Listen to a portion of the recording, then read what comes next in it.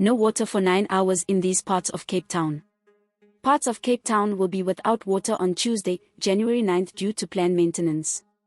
The Water and Sanitation Directorate will be doing planned work in parts of Cape Town, and this will result in water supply disruptions. The maintenance is planned for Tuesday, January 9th.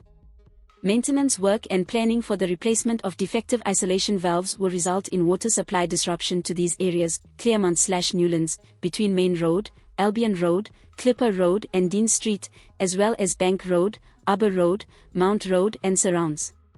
The City of Cape Town said the main supply to this area will be shut off temporarily between 9 o'clock and 1800 hours on Tuesday, January 9, 2024. This will enable the maintenance team to do planning for the replacement of defective isolation valves.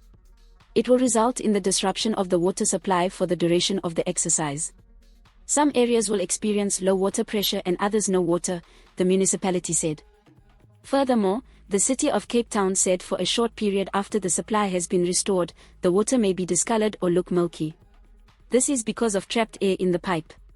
Residents have also been urged to store enough water in clean, sealed containers for use during this period. Please subscribe for more news updates. This is Leah for the South African.